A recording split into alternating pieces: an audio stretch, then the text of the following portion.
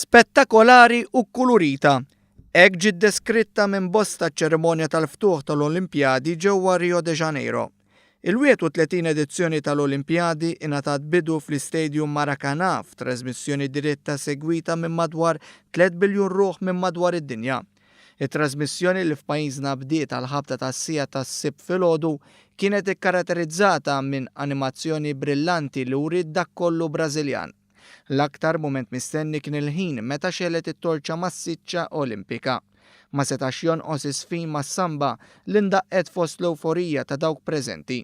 Il-patriottizmu Brażiljan kompla jiżdied kif daħal il-kitarrist Paulinho da Viola li daq l-innu nazzjonali tal-pajjiż fost emozzjoni kbar mill-Brażiljani. Iżda mhux il-Brażiljani kollet jaraw dawn il-lob mill-lenti pożittiva. Bosta foqret jaraw dawn il-lob bħala mezz kif il-gvern tal-pajjiż jista' jistana u jinsa lil niesu. Fil-fatt il-lob Olimpiku li tiġi organizzata l-ewwel darba fl-Amerika t'isfel qed isir fi sfond ta' kriżi politika u ekonomika fil-pajjiż. L-aġent President Michel Temer indirizza lil miġema fiċ-ċerimonja tal-ftuħ fost diversi ibbujjar. Dan wara li hu ħa post Dilma Rousseff li qed tiffaċċja proċeduri legali fil-qorti. Ftit kilometri l-bogħod mill-Maracanã, fil-bajja ta' Copacabana, eluf ta' dimostranti ħarġu jipprotestaw kontra l-aġent President bl-armata intensifikat is-sigurtà tagħha madwar il-belt kollha. Il-kontroversji ma naqsux anki wara s-saga Russa f'dawn il-lob, iżda l-kontingenti kollha ingħataw merħba kif jistħoqilhom.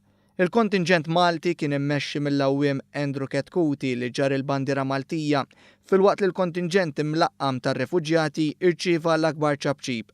Min-naħa tiegħu il-President tal-Kumitat Olimpiku Internazzjonali Thomas Bach spjega li l-Brażiljani għandhom ikunu kburin li f'7 snin irnexxilhom itellaw din il-manifestazzjoni sportiva. Bla dubju ftit sigħat wara l-ftuħ, l-attenzjoni ddaret fuq il-postijiet fejn qed jiġi organizzat il-logħob. Kull atleta jipprova jikseb il-glorja personali u nazzjonali billi jirbaħ medalja.